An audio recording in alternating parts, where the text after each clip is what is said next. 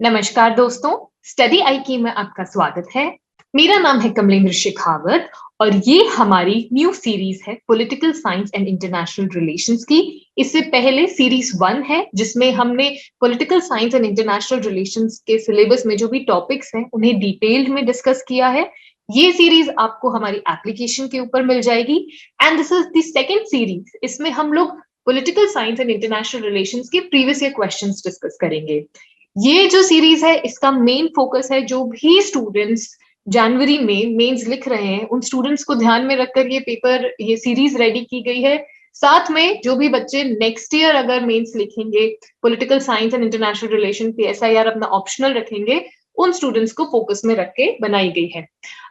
इसमें आपको पेपर्स जो होंगे 2017 से लेके 20 जो भी क्वेश्चंस आए हैं उन्हें हम डिस्कस करेंगे। So guys let's get started. Before getting into the topic, before starting discussing questions, I would like to give you a brief introduction. That is, why to choose PSIR? क्या फायदे हैं political science and international relations को choose करने के? Briefly, we'll discuss the syllabus. थोड़ा बहुत syllabus discuss करेंगे, and then eventually जो भी questions है हम उन्हें discuss करेंगे. जो भी previous year questions आए हैं from 17 to 2020. So let's get started. जो फर्स्ट पॉइंट है कि why to choose PSIR. So guys, you will see there is lot of overlapping. आप जब PSIR का सिलेबस उठाकर देखेंगे तो you will see कि बहुत सारी ओवरलैपिंग हो रही है पेपर 1 एंड पेपर 2 के टॉपिक्स में and also with GS2 general science का जो पेपर 2 है जिसमें आप पॉलिटी एंड IR को पढ़ेंगे तो उसमें you will find lot of overlapping. तो PSIR को चूज करने का सबसे बड़ा फायदा है कि जो भी स्टूडेंट्स इसको चूज करेंगे उनका सिलेबस कहीं ना कहीं थोड़ा श्रिंक हो जाएगा। आप कोई दूसरा टॉपिक उठाएंगे और दूसरा कोई ऑप्शनल रखेंगे जिसका आपको कंपैरेटिवली कम ओवरलैपिंग मिलेगी तो ऑब्वियसली आपका कंटेंट ज्यादा बढ़ जाएगा पढ़ने के लिए। Here the first perk of choosing PSIR की बहुत सारी ओवरलैपिंग है। So this paper will tremendously help you in GS2 as we have just talked about कि पॉलिटी का जो पेपर है इसमें आपको बहुत हेल्प मिलेगी आप जब PSIR को अपना ऑप्शनल चूज करेंगे। ऑल्सो IR में इंटरनेशनल रिलेशंस जो PSIR का पेपर 2 है उसका भी बहुत सारा ओवरलैपिंग है। इट विल हेल्प यू इन ऐसे। आपको पता है कि ऐसे बहुत इंपॉर्टेंट कॉम्पोनेंट है मेंस का और जब आप ऐसे लिखेंगे आपको ऐसे में बहुत सारे थिंकर्स को फिलोसोफर्स को कोट करना पड़ता है जो आपको PSIR के पेपर 1 में मिल जाएंगे। आप इसमें गांधी पढ़ेंगे, आप प्लेटो पढ़ेंगे, सोक्रेटिस पढ़ेंगे। सो आपके ऐसे में आपको बहुत स्ट्रॉन्ग चीजें मतलब बहुत स्ट्रॉन्ग पॉइंट्स मिलेंगे। साथ ही आपको पता है कि मेजरली जो ऐसे आते हैं वो सोशल पर्सपेक्टिव से आते हैं, सोशल इश्यूज को आते हैं एंड सोशल इश्यूज की रेमेडी हमेशा पॉलिटिकल मुद्दों में मिलती है, पॉलिटिकल तरीकों से मिलती है। तो again you can create a good link between these topics जब आप PSIR पढ़ेंगे। साथ में एथिक्स में भी आपको बहुत सारे थिंकर्स को कोट करना पड़ता है, किस तरीके से काम करना चाहिए। So again there is lot of overlapping. अगर आप ध्यान से PSIR को पढ़ेंगे तो it will help you in GS2 for sure, polity and IR. Then it will help you in essay writing. You will get a lot of philosophers, lot of thinkers. All in all, बहुत सारा content मिलेगा, right? Then these are the 2 perks जो मैंने आपको बहुत briefly बताए हैं। ठीक है, when you will get into the depth आपको और भी चीजें पता चलेगी। Then these are the 3 points. देखिए, I am teaching PSIR here, so I would be specifically talking about PSIR. But no matter आप कोई भी ऑप्शन उठाएं, ये 3 चीजें आप मान ले कि रामबाण है, ये आपको करना ही करना है।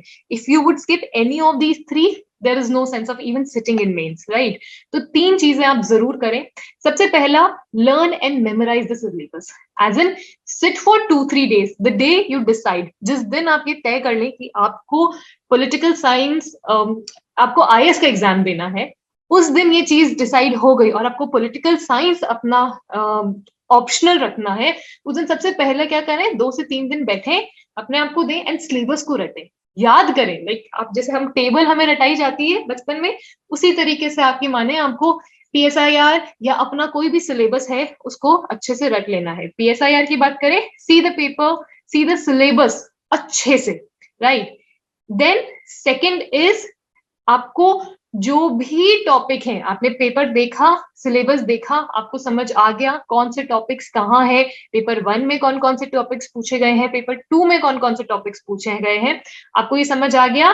देन अब हमें क्या करना है, हमारी तैयारी चालू करनी है। तैयारी कैसे होगी? अगर आपका ग्रेजुएशन का बेस पॉलिटिकल साइंस था तो ग्रेट, बहुत अच्छी बात है, आपको बहुत सारी हेल्प मिलेगी। नहीं तो आपको क्या करना है, आपकी जो भी टॉपिक्स के ऊपर कंटेंट है, किताबें हैं, उनको पढ़ना चालू करना है। हमारे पीएसआईआर के ऊपर डिटेल्ड लेक्चर्स गिवन है स्टडी आईक्यू की एप्लीकेशन के ऊपर, आप जाएं उन्हें देखें, आपको पूरी प्लेलिस्ट मिलेगी टॉपिक वाइज। सिलेबस में जो टॉपिक दिए हैं उसके अकॉर्डिंगली आपको सारे वीडियोस मिल जाएंगे। So do this thing. पहला, सिलेबस रटें, समझें अच्छे से। सेकेंड, अपनी कंसेप्चुअल नॉलेज को कंसोलिडेट करें। And third, and one of the most important steps, practice previous year questions। इससे क्या होगा, आपको समझ आएगा यूपीएससी की डिमांड क्या है, किस तरीके के सवाल आ रहे हैं, किस तरीके के जवाब आपको रेडी करने हैं। तो practice is the most important step when it comes about preparing for your civil services, and practice previous year questions। और भी दूसरी टेस्ट सीरीज वगैरह आप जो ज्वाइन करते हैं तो ये क्वेश्चन प्रैक्टिस करना बहुत जरूरी है। इस स्टेप में आपको कंसेप्चुअल नॉलेज मिलेगी, आपको कंटेंट मिलेगा, लेकिन यहाँ उस कंटेंट को आप किस तरीके से लिखेंगे।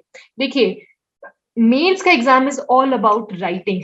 जिसके हाथ में ये पावर है कि वो किस तरीके से अपने आंसर को प्रेजेंट कर रहा है, माने कि उसके सिलेक्शन के चांस दूसरे स्टूडेंट से ज्यादा है। तो ये जिनके पास ये आर्ट है, जिनको ये नैक है, ऑब्वियसली वो तो वैसे ही बेटर हो गए, लेकिन जिन स्टूडेंट्स को आंसर राइटिंग में इतना कॉन्फिडेंस नहीं है, वो उनके लिए प्रैक्टिस बहुत इंपॉर्टेंट स्टेप है। सो ये वाली जो सीरीज है इसमें हमारा फोकस यही है कि हम जितने भी प्रीवियस ईयर क्वेश्चंस आए हैं 2017 से 20 तक, हम उन क्वेश्चंस को प्रैक्टिस करें। I hope guys this is clear till here. Now I'm going to discuss very briefly कि आपके PSI और ऑप्शनल का सिलेबस क्या है, पेपर का पैटर्न क्या है। सो प्लीज रिमेंबर, PSIR दो पेपर हैं, ठीक है, paper 1 and paper 2।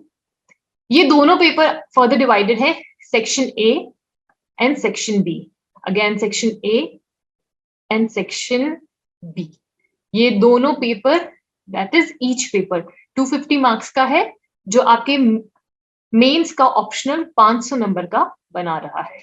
I repeat, PSIR में आपको दो पेपर मिलेंगे, पेपर 1, पेपर 2। पेपर 1 जो है फर्दर डिवाइडेड है section A, section B. Similarly paper 2 भी section A and section B में डिवाइडेड है। दोनों ही पेपर्स के 250 मार्क्स हैं, जो टोटल मार्क्स ऑप्शनल को देता है 500। आपको पता है कि 500 एक बहुत बड़ा नंबर है, बहुत सारे मार्क्स ये आपको दे रहा है।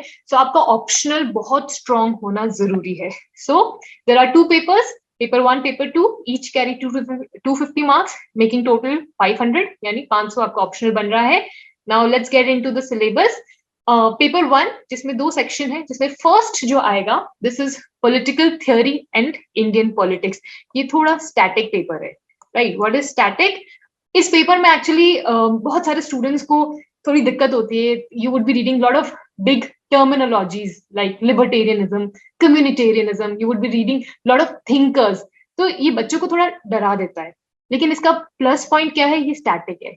एज इन प्लेटो ने जो कह दिया, बोल दिया, लिख के वो चले गए। अब इसमें कोई एडिशन सब्ट्रैक्शन नहीं होगा। So this paper is difficult when it comes, आप जब फर्स्ट टाइम इसको पढ़ रहे हैं, लेकिन how this paper is useful, जहां आपको ये समझ में आ गया, उसके बाद इसके मार्क्स आपके फिक्स हैं, आपको इसमें मार्क्स मिल जाएंगे। आपको बिल्कुल कुछ बहुत ज्यादा आपको एक्स्ट्रा नहीं डालना है। जो कह दिया, जो बात हो गई, जो डेफिनेशन, जो टर्मिनोलॉजी, जो आइडियोलॉजीज हो गई, वो हमें पूछी जाएगी, right? Then comes section B, Indian government and politics. तो ये थोड़े स्टैटिक वाले पार्ट आते हैं। आई वुडंट से कि आप इसमें कुछ भी करंट इश्यूज को इन्वॉल्व ना करें, एक इंटरलिंकेज अप्रोच ना अपनाएं, मैं कभी एडवाइस नहीं दूंगी। UPSC every year is becoming more and more dynamic. So आपको वो तो चीज इन्वॉल्व करनी ही है, अपने आंसर्स में इंक्लूड करनी ही है, लेकिन हियर एक बार आपको टर्मिनोलॉजीज, डेफिनेशंस, आइडियोलॉजी समझ आ जाएगी तो it would be really helpful.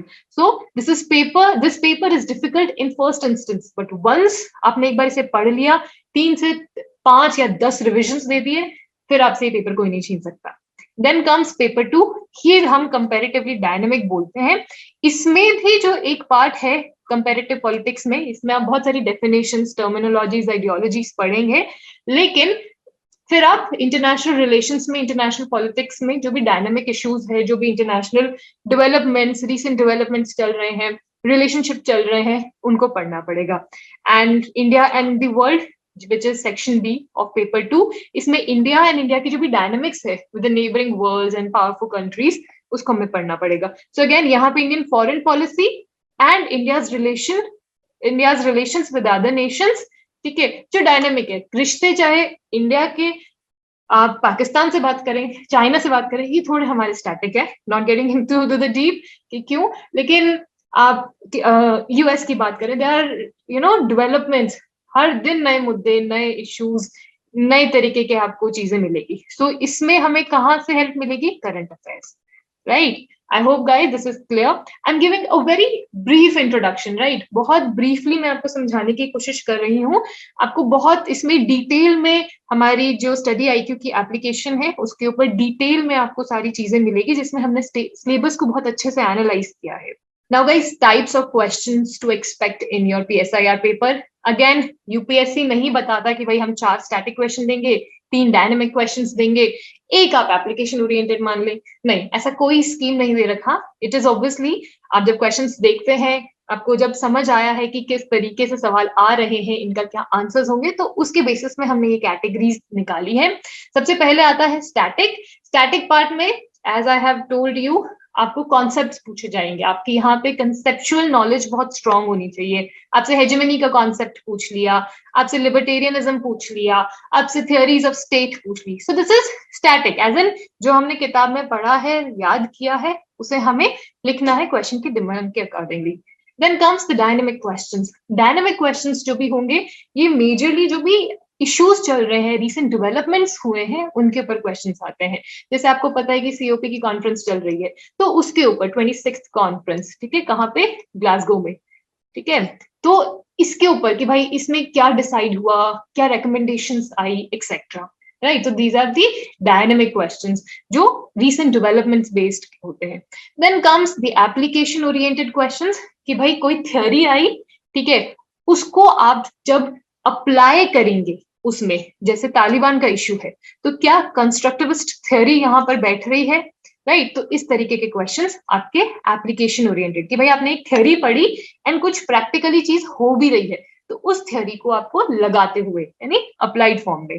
Then comes the interlinkage questions. What are interlinkage questions? देखिए, आपको पता है कि आपके 2 पेपर हैं PSIR में, पेपर 1 एंड पेपर 2. तो बहुत सारे टॉपिक्स हैं जिनको आपस में आप इंटरलिंक करके भी एक तरीके से आंसर दे सकते हैं.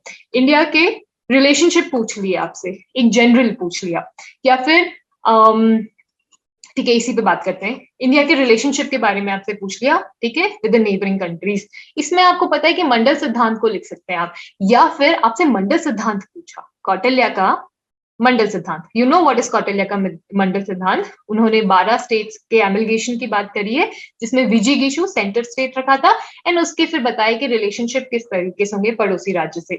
सो आप मंडल सिद्धांत को सेंटर में रख के इंडिया का एग्जाम्पल कोट कर सकते हैं, या इंडिया का अगर आपसे पूछा गया हो और उसमें मंडल सिद्धांत के बारे में पूछा गया हो कि किस तरीके से ये एक तरीके से एक सही थ्योरी थी कौटिल्य के उस टाइम, जो आज भी एप्लीकेबल है. तो इस तरीके के इंटरलिंक्ड क्वेश्चन, यानी पेपर 1 का एक टॉपिक एंड पेपर 2 का एक टॉपिक. पेपर 2 का टॉपिक सेक्शन बी का, एंड यहाँ पे हमने जो थिंकर कर है, ठीक है, अर्थशास्त्र से उठाया. सो ये इंटरलिंकेज क्वेश्चंस होते हैं. So expect such questions. In fact static questions तो आएंगे ही, बट इन क्वेश्चंस का वेटेज बहुत बढ़ चुका है, बहुत ज्यादा ये क्वेश्चंस आ रहे हैं. तो इसी कारण से जब हम PSIR का पेपर पढ़ेंगे पूरा, जब हमने वीडियोस रेडी किए, तो हमने बहुत इंटरलिंक्ड अप्रोच को ध्यान में रखते हुए सारे क्वेश्चंस प्रिपेयर किए हैं. I hope guys this is clear till here. Now the main part of this video guys. So हम इस सीरीज में, very important thing I have totally missed, I think I should have mentioned this thing in the beginning only, कि इस series में हम questions किस तरीके से प्रैक्टिस करेंगे. So guys, obviously it is very important to follow a pattern follow करना बहुत जरूरी है, जो थ्रू आउट हम पूरा हमारी इस सीरीज में रखेंगे. सो आई नो आपके पास 2017 का पेपर भी होगा, आपके पास 18 का भी होगा, 19 का भी होगा, 20 का भी, अब आई एम श्योर आप लोग को मिल गया होगा. एंड आप देखेंगे कि सारे क्वेश्चन 17 के पेपर 1 में मिक्स हैं, 18 में. ऑब्वियसली वो यूपीएससी का पैटर्न है, we can not question that thing. हम लोग का सीरीज जो है it would be different from many others videos available. How, हम लोगों ने इसमें क्या डिसाइड किया है कि हम लोग टॉपिक वाइज क्वेश्चंस उठाएंगे। सो पेपर 1 का जो भी टॉपिक होगा, लेट्स से टॉपिक और डिटेल में जाए, पेपर 1 सेक्शन ए टॉपिक फर्स्ट। तो अब इस टॉपिक फर्स्ट से, ठीक है, जो कि कौन सा है, political theory meaning and approaches. ये आप देखें अपना सिलेबस, तो ये आपका पेपर 1 सेक्शन ए टॉपिक बिल्कुल फर्स्ट टॉपिक है ये। तो इस टॉपिक से जितने भी इस साल में, इन सालों में क्वेश्चंस आए हैं 17, 18, 19 और 20, ठीक है, ये सारे क्वेश्चंस आपको अपने इस सीरीज में मिलेंगे। फायदा क्या होगा कि आप जब ये टॉपिक तैयार कर रहे हैं, it is very helpful guys, बहुत ज्यादा आपको हेल्प मिलेगी। आप जब अपने क्वेश्चंस रेडी कर रहे हैं, अपना टॉपिक रेडी कर रहे हैं, तो हाथों हाथ आपको क्वेश्चंस मिल जाएंगे। साथ ही में will make sure to give you some more extra questions जो आप इन्हें प्रिपेयर कर सके। तो हम क्या करेंगे, हम एक एक पेपर डिस्कस नहीं करेंगे, हम लोग हमारे सभी पेपर्स जो एक टॉपिक के अकॉर्डिंगली डिस्कस करेंगे। I hope you guys have understood. हम हमारी इस सीरीज में एक एक टॉपिक के ऊपर जो भी इन 4 सालों में सवाल आए हैं उन्हें डिस्कस करेंगे। So guys let's get started. So जैसे कि ये वीडियो है, तो इसमें हम सबसे पहले टॉपिक 1 डिस्कस करेंगे, पेपर 1 सेक्शन ए का, जो कि है political theory meaning and approaches. So this is our first question. So comment on the post behavioral approach. Very easy, very static. अगर आपने पढ़ाई की है, अच्छी तैयारी की है, तो you would be very easily able to answer this question. बड़ा आराम से इस सवाल का जवाब दे सकते हैं। कुछ घुमा फिरा के कुछ भी नहीं पूछा है यहाँ पर। यहाँ पे सीधा आपसे ये सवाल पूछा गया है कि पोस्ट बिहेवियरलिज्म के ऊपर कमेंट करें। गाइस, ये जो वर्ड्स है, कमेंट, क्रिटिकली एनालाइज करना है, ठीक है, इन चीजों को, इन वर्ड्स को ध्यान जरूर रखना है। यहाँ पे आपसे कुछ भी नहीं पूछा, सिंपली कमेंट, यानी आपको इसमें सभी एस्पेक्ट्स टच करने होंगे। अगर आपको क्रिटिकली पूछा जाता तो आपको पोस्ट बिहेवियरलिज्म को क्रिटिसाइज करते हुए पूछा जाता सवाल। तो मेक श्योर आप इस तरीके से आंसर लिखें, राइट, कि सवाल की डिमांड क्या है। सवाल की डिमांड ये नहीं कि critically analyse post behavioural approach और बिहेवियरल अप्रोच। सवाल की simply comment on post behaviouralism, as in post behaviouralism क्या था। वेरी इंपॉर्टेंट गाइस, 2017 का सवाल है, 10 मार्क्स का है, 150 वर्ड्स। वर्ड लिमिट का ध्यान रखना ही है, आई एम श्योर आपको पता होगा। Do not beat around the bush, beating around the bush नहीं चलेगा। सीधा जो सटीक जवाब देना है, जो क्वेश्चन की डिमांड है, सीधा उसे लिखें। इधर उधर की हिस्ट्री नहीं लिखनी है, इधर उधर का कुछ भी नहीं लिखना, सीधा सटीक सवाल क्या गया है, comment on the post behavioural approach, तो सीधा आपको ये लिखना है।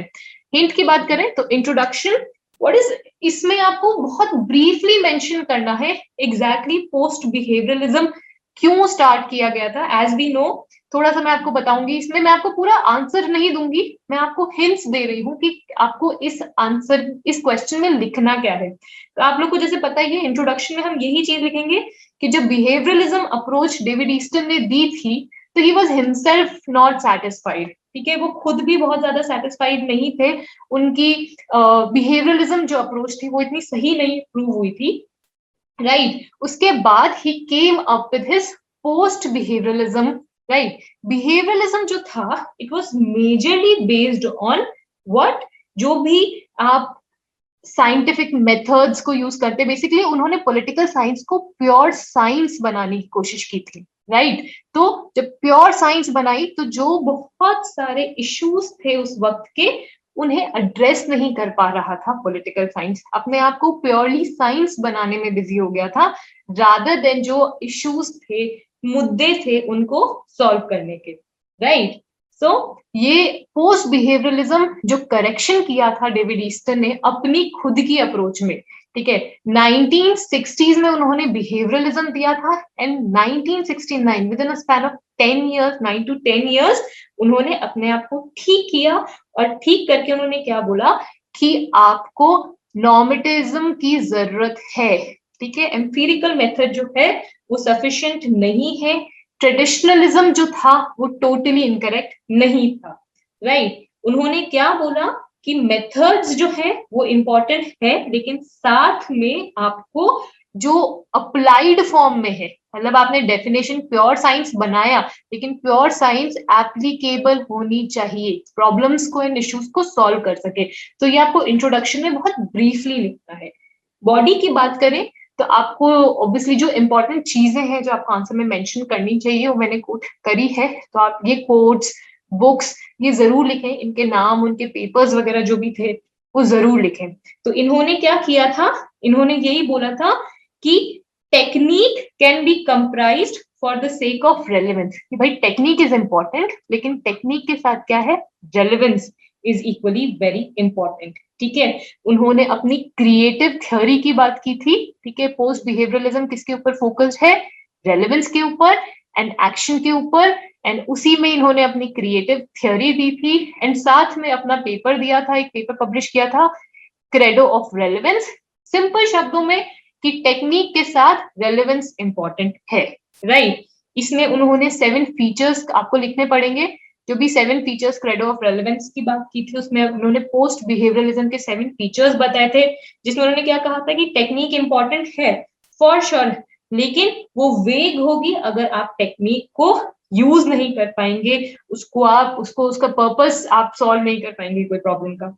सेकेंड, उन्होंने बोला था कि वैल्यूज को हम टोटली रिजेक्ट नहीं कर सकते। आपको ध्यान है बिहेवियरलिज्म जब शुरू हुआ था, बिहेवियरलिज्म ने वैल्यूज को बिल्कुल हटा दिया था, बोले वैल्यूज की जगह नहीं है, अब हमें प्रैक्टिकल होना पड़ेगा, टेक्निक, साइंटिफिक मेथड्स इनको यूज करना पड़ेगा। बिहेवियरलिज्म के बाद जो पोस्ट बिहेवियरलिज्म आया उसने बोला कि वैल्यूज को, एथिक्स को हम टोटली रिजेक्ट नहीं कर सकते, यानी पोस्ट बिहेवियरलिज्म क्या था, इट इनवाइटेड वैल्यूज, राइट। उसके अलावा थ्योरी जो है वो हमेशा इस तरीके की होनी चाहिए जो आपकी प्रॉब्लम्स को सॉल्व कर सके। साथ में उन्होंने क्या बोला था कि वैल्यूज को प्रमोट करना है जिससे ह्यूमन सिविलाइजेशन में कंट्रीब्यूट किया जा सके, rather than making it a pure science उन्होंने इसे अप्लाइड साइंस, पॉलिटिकल साइंस को अप्लाइड साइंस बनाने की बात कही, right.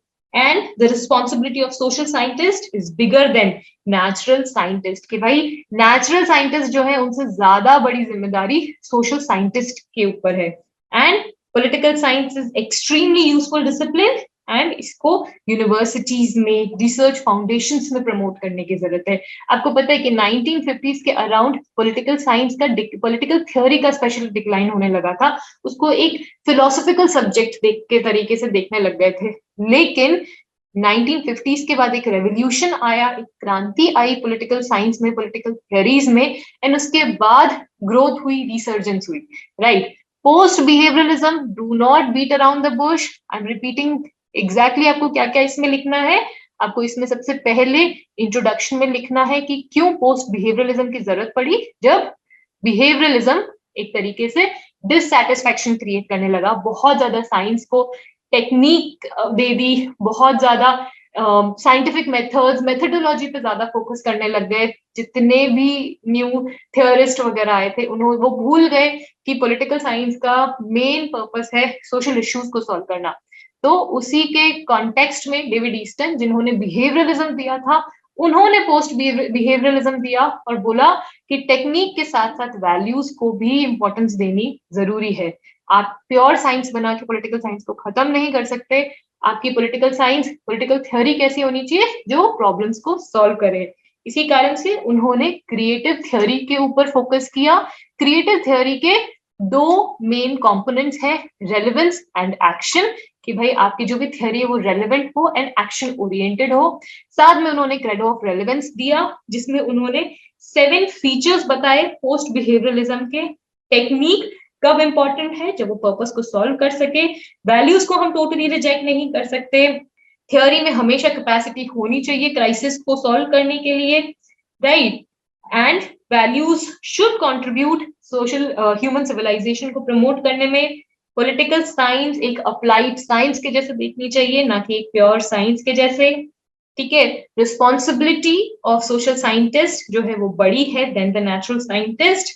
And 7th and the last one, political science एक बहुत एक्सट्रीमली यूजफुल सब्जेक्ट है and it should be promoted in university and there should be lot of research, ठीक है, on this subject. I hope guys this is clear. बिल्कुल सटीक आपको देना है, कमेंट में बस सीधा जवाब दें, introduction, body and then conclusion, कि भाई क्यों उस वक्त जरूरत थी इसकी पोस्ट बिहेवियरलिज्म की। This is the first question, ये 2017 का सवाल है।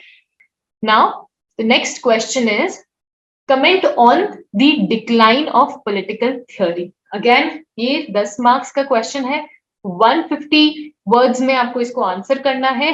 2018 का ये सवाल है, राइट। अगेन सबसे पहले आपको ध्यान रखना है डिक्लाइन के ऊपर सवाल है कि पॉलिटिकल थ्योरी किस तरीके से डिक्लाइन हुई थी। अगेन क्रिटिकल नहीं है और कुछ भी नहीं है, सीधा पूछा गया, एग्जामिन वगैरह कुछ नहीं कर, सीधा कमेंट, यानी आपको वो पूरी सिचुएशन को एज इट इज बताना है। तो वेरी स्ट्रांगली हम कह सकते हैं कि ये एक तरीके से स्टैटिक है कि जो पढ़ा है उसको यहाँ पे लिखना है। I hope this is clear. सबसे पहले इंट्रोडक्शन में आपको लिखना है मीनिंग ऑफ डिक्लाइन, कि एग्जैक्टली डिक्लाइन का मतलब क्या है, राइट। मतलब एज एन, देखिए 1950s के टाइम क्या हुआ था, after second world war political science जो था वो बहुत ज्यादा स्ट्रांगली, जो भी उस तरफ उस टाइम की प्रॉब्लम्स थी उनको एड्रेस नहीं कर पा रहा था, ठीक है। ट्रेडिशनल थिंकर्स जो थे उन्होंने कहीं ना कहीं अपने समय की प्रॉब्लम्स को सॉल्व कर दिया था। आप प्लेटो को उठाएं, ठीक है, एरिस्टोटल को उठाएं, इन्होंने जो भी थिंकिंग दी थी ये थिंकिंग उनके टाइम की प्रॉब्लम्स को सॉल्व करी थी। और हम देखे जाए तो 1950s तक हम प्लेटो और एरिस्टोटल की बातों को ही पढ़ रहे थे, हमने कुछ नई चीजें ऐड नहीं की थी, राइट। इसी कारण से बहुत सारे थिंकर्स का ये कहना था कि पॉलिटिकल थ्योरी में गिरावट के कारण ही कहीं ना कहीं सेकेंड वर्ल्ड वॉर हुआ, और भी जो दुनिया में दिक्कतें हो रही थी वो कहीं ना कहीं इसी कारण से हुई थी, ठीक है। तो हम अगर थिंकर्स को कंट्रीब्यूशन देखें, किन किन ने इस चीज को हाईलाइट किया कि भाई there is a decline of political theory को रिवाइव करने की जरूरत है, तो सबसे बड़ा नाम तो ऑब्वियसली डेविड ईस्टन का आता ही आता है। इसके अलावा आप डांटे, ठीक है, अल्फ्रेड कोबन, ठीक है, ये आप जरूर लिखें, David Easton, Alfred Cobban, S M. Lipset, इन्होंने बहुत स्पेसिफिकली अपनी जर्नल्स, अपनी किताबों में मेंशन किया कि पॉलिटिकल थ्योरी है वो डिक्लाइन हो रही है। तो सबसे पहले आप लिखेंगे कि डिक्लाइन का मतलब क्या हुआ। देखिए थ्योरी का मतलब क्या हुआ, थ्योरी का मतलब ये हुआ कि एक एफर्ट है आपको एक सिस्टमैटिक नॉलेज का देने का, जिसका मेन ऑब्जेक्टिव क्या है कि किस तरीके से पॉलिटिकल प्रॉब्लम को सॉल्व करना है, किस तरीके से पॉलिटिक्स चलती है। तो एक सिस्टमैटिक नॉलेज है पॉलिटिकल थ्योरी, राइट। सो डेविड ईस्टन जो थे, इनकी एक किताब आई थी जिसका नाम था political system an inquiry into the state of political science 1953। उन्होंने यहाँ पर ये कहा कि कहीं ना कहीं पॉलिटिकल थ्योरी डिक्लाइन हो रही है, ठीक है। क्यों डिक्लाइन हो रही है कि जो भी ट्रेडिशनल पॉलिटिकल थ्योरी है वो स्पेक्यूलेशन के ऊपर बेस्ड है, राइट, किसके ऊपर, स्पेक्यूलेशन के ऊपर बेस्ड है। साथ में उन्होंने क्या बोला कि जो भी थ्योरी क्रिएट की गई है जिसे हम लोग पढ़ रहे हैं वो अपने टाइम की है, वो अपने टाइम की दिक्कतों के, अपने टाइम की जो भी टर्मोइल्स थी, प्रॉब्लम्स थी, उनको एड्रेस करते हुए क्रिएट करी गई है, राइट। तो अगर हम बात करें कि ग्रीस की थ्योरी को, तो जो भी प्लेटो की बात करें तो ग्रीस में जो भी क्राइसिस थे प्लेटो ने उनके सोल्यूशंस बताए हैं, राइट। तो 16th सेंचुरी के क्राइसिस, 17th सेंचुरी के फ्रांस इंग्लैंड के क्राइसिस, तो इन प्रॉब्लम्स को सॉल्व करते हुए बनाई है। जो प्रेजेंट क्राइसिस है, 1950s के क्राइसिस है, उनको सॉल्व करते हुए कोई थिंकर नहीं आया। और इनफैक्ट ये तक कहना था इनका कि कार्ल मार्क्स के बाद कोई बहुत पावरफुल थिंकर आया ही नहीं है, ठीक है। तो लास्ट आउटस्टैंडिंग पॉलिटिकल फिलोसोफर्स कौन थे, मार्क्स एंड मिल, बोले इनके अलावा कोई सॉलिड थिंकर आया ही नहीं है जिसने कंट्रीब्यूट किया हो। इकोनॉमिस्ट एंड सोशियोलॉजिस्ट बहुत दिमाग वाले थे, उन्होंने टाइम के साथ अपने आप को चेंज कर दिया। पॉलिटिकल साइंटिस्ट जो थे वो कहीं ना कहीं इन्हीं उलझनों में पड़ गए कि प्लेटो ने क्या कहा, सोक्रेटिस ने क्या कहा, ग्रीस की पॉलिटिक्स एक्सेट्रा, राइट। तो बोले कोई बहुत सस्टेनेबल तरीका, कोई सुटेबल रिसर्च टूल यूज नहीं कर रहे, इसी कारण से फासिज्म, कम्युनिज्म बढ़ गया, राइट। तो जो ये प्रॉब्लम्स हो रही है इसी कारण से बढ़ी, क्योंकि हमारे पास कोई साइंटिफिक तरीका, कोई रिसर्च टूल्स नहीं थे। I hope this is clear. And इसी के जवाब में डेविड ईस्टन ने अपना बिहेवियरलिज्म जो था वो स्टार्ट किया था। अल्फ्रेड कोबन जो थे, आपको पता है कि बिहेवियरलिज्म भी इवेंचुअली एक तरीके डेविड ईस्टन ने खुद ने ही मना कर दिया था काम करने, एंड देन पोस्ट बिहेवियरलिज्म आया। अल्फ्रेड कोबन भी साथ में सेम चीज कह रहे थे, उनका एक पेपर आया था डिक्लाइन ऑफ पॉलिटिकल, इसको इधर लिखे हैं थ्योरी, ठीक है, 1953 का आया था, ठीक है। और इसमें इन्होंने क्या बात करी थी कि again capitalist system and communist system, ये दोनों ही अपनी अपनी चीजों को लेकर बैठे हैं और ये कोई सोल्यूशन नहीं दे रहे हैं, राइट। साथ में उन्होंने कहा था कि हीगल और मार्क्स का जो यूनिवर्स था बहुत स्मॉल था, वो लोग भी सही ढंग से एड्रेस नहीं कर रहे थे। तो ऑल एंड ऑल ये लोग सब कह रहे थे कि कहीं ना कहीं स्टैग्नेंट हो गई है पॉलिटिकल थ्योरी। एसएम लिमसेट, इनका भी यही कहना था। इन्होंने अपनी किताब the social basis of politics 1960, इन्होंने भी यही बोला कि भाई डेमोक्रेसी क्यों पढ़ाने की जरूरत है अमेरिका में अगर बेस्ट सिस्टम है, ऑलरेडी एक्सेप्ट कर लिया है। तो इन सबका यही कहना था कि कहीं ना कहीं पॉलिटिकल साइंस, पॉलिटिकल थ्योरी एक तरीके से रिवाइवल मान रही है, एक न्यू रेवोल्यूशन मांग रही है। ठीक है, डांटे ने भी इसी चीज को बोला था अपने पेपर में। ठीक है, the revival of political theory अपनी किताब में, बियॉन्ड आइडियोलॉजी। ठीक है, ये सारे पॉइंट्स जो है ये आपका मेन कंटेंट है कि सबसे पहले क्यों डिक्लाइन हो रही है, एक्सेसिव हिस्टोरिसिज्म की हिस्ट्री के ऊपर इतना ज्यादा फोकस है कि हम आगे क्या होना है उसके ऊपर नहीं पढ़ रहे। क्या हुआ था ग्रीस में, क्या हुआ था पुरानी जगह, कौन सा इंस्टीट्यूशन फेल हुआ था, इसके ऊपर। तो इसी कारण से पॉलिटिकल थ्योरी का डिक्लाइन हुआ।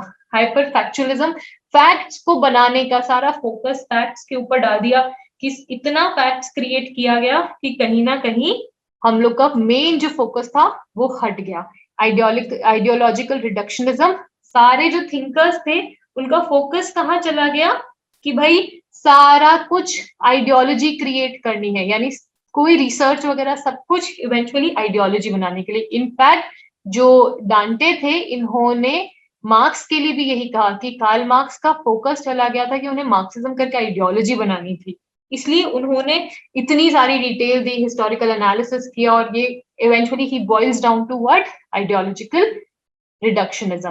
देन कंटेम्प्रेरी कंडीशंस, बहुत सारे एक तरीके से उस टाइम हमने देखा सेकेंड वर्ल्ड वॉर हो गया था, राइट, विमेन की हालत नहीं थी, ब्लैक्स का रिवोल्ट चल रहा था, तो बहुत सारी कंटेम्प्रेरी कंडीशंस इस तरह की थी जो वहां के उस टाइम के इश्यूज को एड्रेस नहीं कर पा रही थी, राइट। इसलिए डिमांड हुई कि पॉलिटिकल थ्योरी रिवाइव करने की जरूरत है। And then absence of man of vision, जिस तरीके के मैन थे उस वक्त, प्लेटो, एरिस्टोटल, राइट, मार्क्स को भी इंक्लूड कर लें, मिल को इंक्लूड करें। ठीक है, बोले इस तरीके के थिंकर्स अब नहीं मिल रहे, रूजो को रखें, बोले अब इस तरीके के थिंकर्स आ ही नहीं रहे हैं, राइट, हीगल, लॉक। ठीक है, इस तरीके के अब पॉलिटिकल साइंटिस्ट नहीं आ रहे हैं जो कोई बहुत सॉलिड थ्योरी दे, कोई बहुत सॉलिड तरीका बताए जिससे प्रॉब्लम को सॉल्व किया जाए। आइडियोलॉजी बनाना, थ्योरी बनाना कभी भी किसी थिंकर का मकसद नहीं था, अपने आसपास की दिक्कतों को सॉल्व करना था। देन इवेंचुअली वो किसी तरीके की थ्योरी में क्रिएट हो गई, राइट। आई होप तो कंटेम्प्रेरी कंडीशंस ध्यान रखें कि किस तरीके से ब्यूरोक्रेसी एक तरीके से हावी हो रही थी। ठीक है, ये कहना था किसका, ठीक है, कि किस तरीके से ब्यूरोक्रेसी हावी हो रही थी, मिलिट्री हावी हो रही थी, राइट। आई होप आपको समझ आ गया इस क्वेश्चन में, बिल्कुल सटीक जवाब दें। ठीक है, पहले मीनिंग बताएं, बॉडी में आप इन थिंकर्स को मेंशन करें, एंड ये सारे कारण हो गए आपके एक तरीके से कि क्यों पॉलिटिकल थ्योरी डिक्लाइन हो रही है। I hope this is clear guys. Now the last question, that is comment on the resurgence of political theory. Resurgence यानी रिवाइवल ऑफ पॉलिटिकल थ्योरी।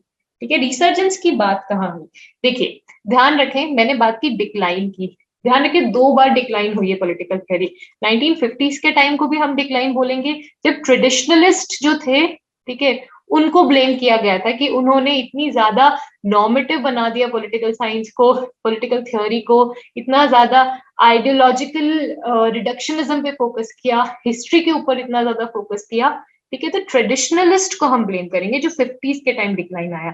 1969 के टाइम जो डिक्लाइन आया, वो डिक्लाइन हम डेविड ईस्टन, ठीक है, अल्फ्रेड कोबन जैसे थिंकर्स को ब्लेम करेंगे, क्योंकि इन्होंने पॉलिटिकल साइंस को एक्सट्रीमली, ठीक है, बहुत ज्यादा उन्होंने एक प्योर साइंस बनाने की कोशिश करी। इसके कारण जो भी भावनात्मक सिचुएशन थी उसको पॉलिटिकल साइंस आंसर नहीं दे पा रहा था, राइट। तो ये जो सेकेंड रेवोल्यूशन था, जो सेकेंड रिसर्जेंस थी, वो कहीं ना कहीं प्योर साइंस से पॉलिटिकल साइंस को अप्लाइड साइंस बनाने की कोशिश की। तो सबसे पहले ध्यान रखें, political theory during these decades it simply declined, it never died.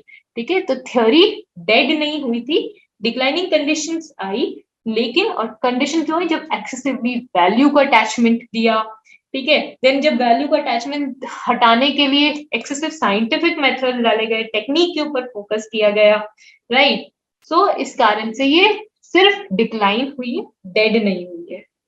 Then the first body में लिखे commencement of resurgence, commencement as an शुरुआत कब हुई रिसर्जेंस की, तो ध्यान रखें दोनों को लेके 1950s के बाद वाला जो रिसर्जेंस है जिसमें ट्रेडिशनलिस्ट का किस तरीके से उन्होंने बोला कि उनका अप्रोच सही नहीं है, एंड 1969 तक के बाद जो भी डेवलपमेंट्स हुए वो सब लिखे। ठीक है, तो सबसे पहला जो चीज एक्सेप्ट किया यही किया गया, और ये ध्यान रखें कहाँ हुई, American political science association and Rockefeller foundation, इनको बहुत ज्यादा कंट्रीब्यूशन दिया जाता है कि इन दोनों इंस्टीट्यूशंस के बाद ही ये रियलाइज हुआ कि पॉलिटिकल थ्योरी 1950s के अराउंड डिक्लाइन हो रही है, उसको रिसर्जेंस की जरूरत है। सबसे पहले resurgent is multi faced pluralism. What is multi faced pluralism? कि भाई एक सोसाइटी में न्यूमरस इंडिविजुअल्स हैं जो डिफरेंट टेस्ट को, इंटरेस्ट को, वैल्यूज को एम्फसाइज करते हैं, राइट? तो कोई एक डेफिनेशन दे देना is not sufficient. Behavioural revolution हमें पता ही है, बिहेवियरलिज्म जो है वो क्या कहता है, 1950s के अराउंड आया था, ये किसकी देन है, डेविड ईस्टन की। और ये इन्होंने इनिशियली बिहेवियरलिज्म में क्या किया, इन्होंने बहुत ज्यादा फोकस किया on facts and behaviour, quantifiable data और फैक्ट्स के ऊपर, राइट? उसके बाद पोस्ट बिहेवियरलिज्म में उन्होंने बोला कि भाई ठीक है ये सब जरूरत है लेकिन हम वैल्यूज को इग्नोर नहीं कर सकते हैं, वैल्यूज इक्वली इंपॉर्टेंट है, राइट?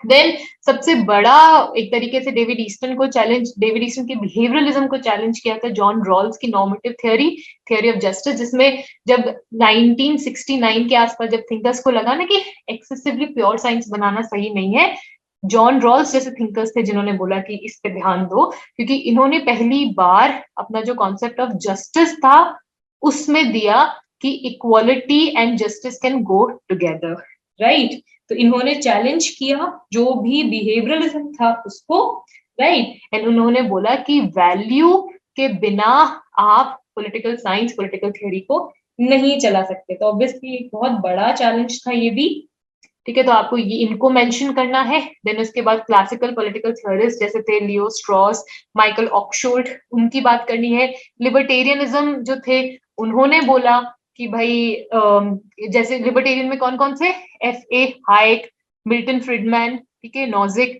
रॉबर्ट नोजिक, इन सबको आपको मेंशन करना है। लिबर्टेरियन क्या बोलते थे, स्टेट इंटरवेंशन जरूरी है, मिनिमल चाहे हो बट स्टेट इंटरवेंशन जरूरी है।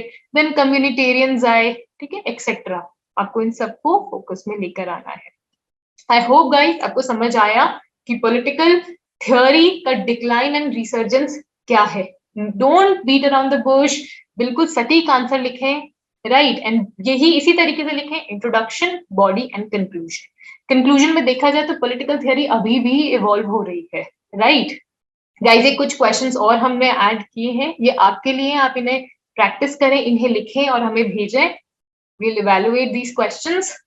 सबसे पहले डिस्कस, एंड ये भी प्रीवियस ईयर से ही उठाए हुए हैं, discuss difference between normative and empirical theories, right? आपको बिहेवियरल रेवोल्यूशन जो है उसको एग्जामिन करना है, डेविड ईस्टन का जो रेवोल्यूशन था।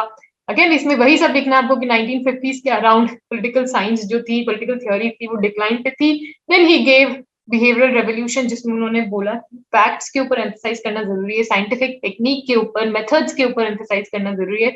Post behavioralism is not a negation of behavioral revolution. Very important question. कि पोस्ट बिहेवियरलिज्म ने बिहेवियरलिज्म को नहीं हटा दिया था, बस उसने बोला बिहेवियरलिज्म जरूरी है, मतलब वैल्यूज को भी इंक्लूड करो। वैल्यूज प्लस जो फैक्ट्स एंड मेथोडोलॉजी है उनका एक बहुत ब्यूटीफुल ब्लेंड बनाकर हम एक तरीके से जो भी मुद्दे हैं, जो भी इश्यूज हैं उन्हें एड्रेस कर सकते हैं। So please do write these questions and send these questions to us. Thank you so much for joining us. आप हमें इन नंबर पे कांटेक्ट कर सकते हैं।